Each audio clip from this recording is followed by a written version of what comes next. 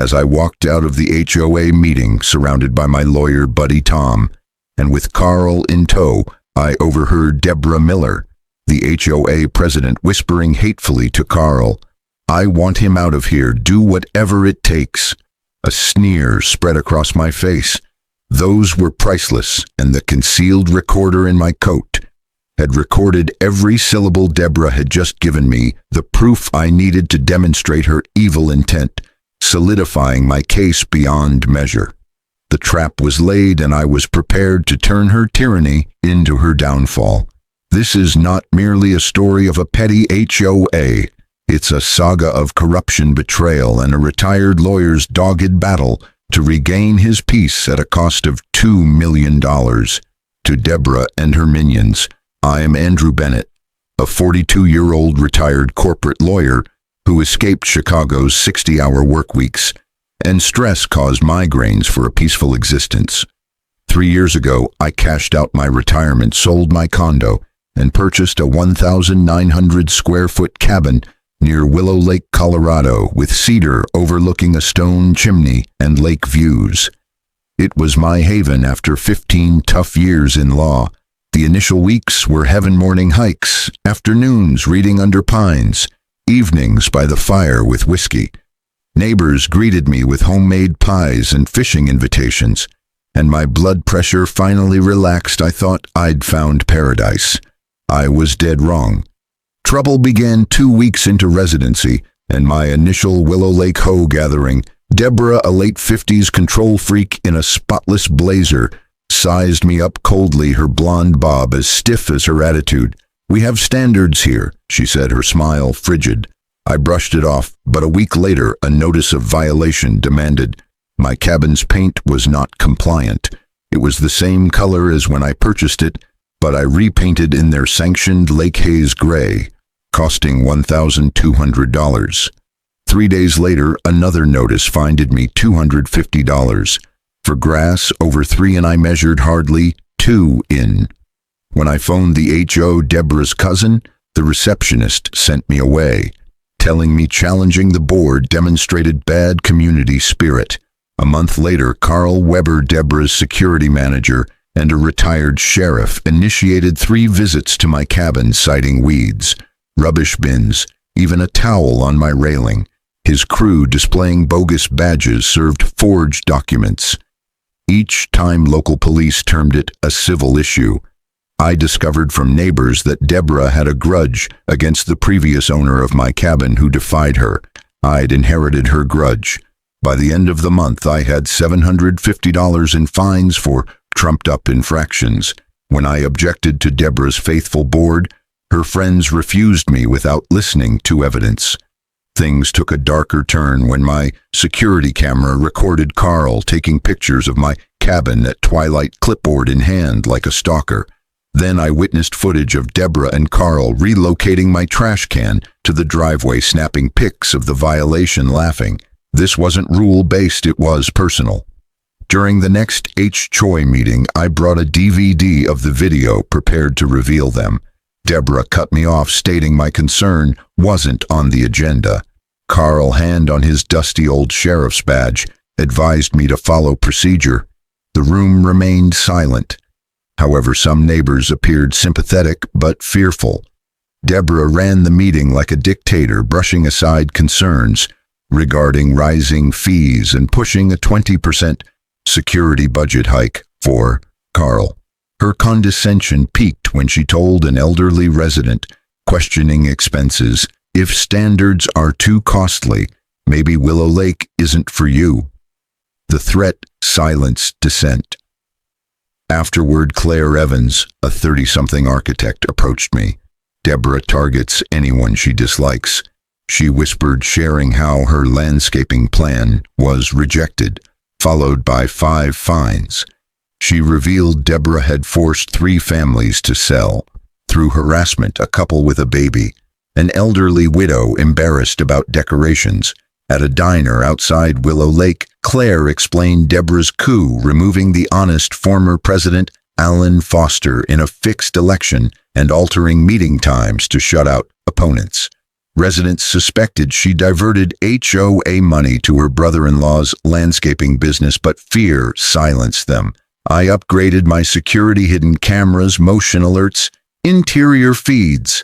Another notice required I take down my ugly cameras, signed by Deborah with a note, "We value privacy." The irony was gling. No, not a single bylaw prohibited cameras, and the covenant hadn't been revised in years. Then a red-lettered notice covered my door, $1,000 for non-compliance. As I took its picture, Carl's SUV pulled up. "That's HOA property." He sneered. I remained steadfast. "This is my door." He leaned in, sunglasses covering his eyes. "Play by the rules or Deborah will make life hell," I retorted. "Tell her my cameras work just fine." I knew they wanted me out, anticipating me to crack like others selling below cost to flee. They did not know I'd taken apart untouchable companies as an attorney. I called Tom Larson, a real estate lawyer friend, who validated their visits were illegal break-ins, and Carl's badge flashing was felony impersonation.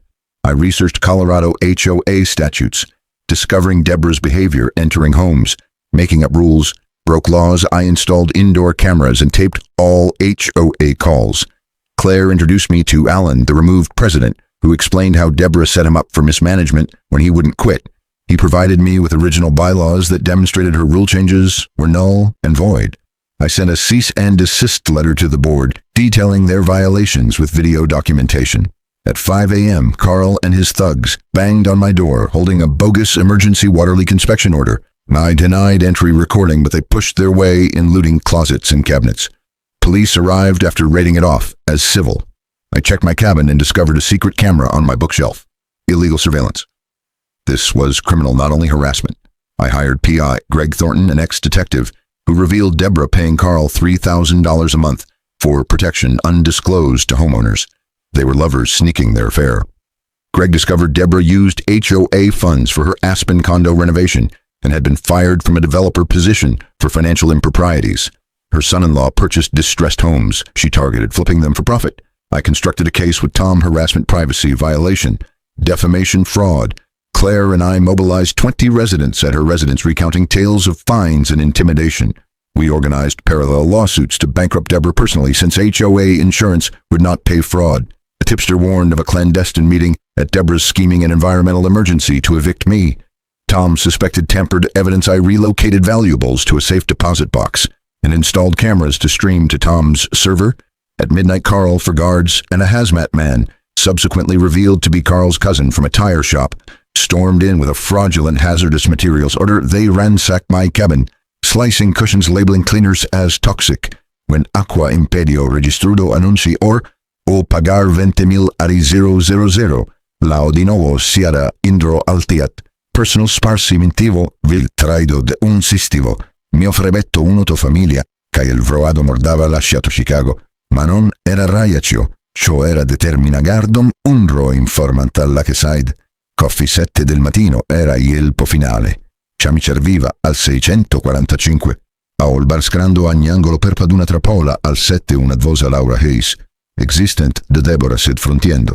Uno busta mi ha perori cabili. Marialt trop demand suae fondi della bust. Approve schianti estradictomo anno de bra. $3 million per inclus 3 sute de mi. Email con lavano user un foglio. Eleni res siome en semano. Avocado. Usi our protesto ambient. Laura confir esperto eran an imposter. To final is I house a youngo appropri. And debita eusperio journalist Rachel Cooper. Rhyme organoto coordinate lapmas. For a paso darasign alispanza munuga.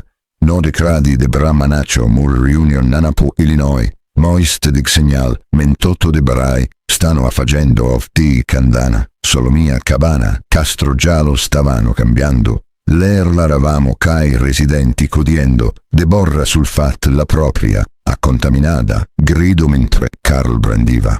Il suad distantivo, irai, registrando cuto, afferto con scasso, revolgiandomi all'ifala crescente, rivli Deborah arato, en milion dondi, HOA ielo, esperto, lavori in un nesses video sul forum delicita cinal, and due or de brau dalar, el access internet alsoma, troppo tardi quando la sirene ruinerono non erano polia localal, ma statau che aini FBI perro finanziaria, Deborah Miller, dabo parlor de approprion, and deba da capo Carl Cio interarima fu. Ignorado Angino Senior Bennett ab document domani sur Vicmrai. Deborah e Carl venavano porta i resano de blog. E i Sierra Luini revelano unappropriate and debit $1,005,000 debut. Accuse furo fraud e falsification car in person la mia. To $2 million per danni e beyond riti civil era, and attackable di Seterono Elio Travel Gindo, e lasciò Eligios Deborah richiando comprea dall'astion, e polia aminada de Valchi risultano a ordo $1 million per me, $1 milione per fondo d'orto ai resident Daniotti, al primo incontantro comunitario, retti a noves nono contantro gleo adissi, Montroci abusa del podra proposing vuore genica matado, de controllo Debra fu condinada a 5 anni e per criminate, e fanziari Carl, Ebrei, and e la Berta. Vigil Rakashi la Maia cabina e anion centro comunitario, la mia frase, Hovto purge orrifiado. Da ser espiro anceo de resorse par, resido sio portico nonimo purusion l'ostia. Ricid tel camir tenacia, e i coraggio basta.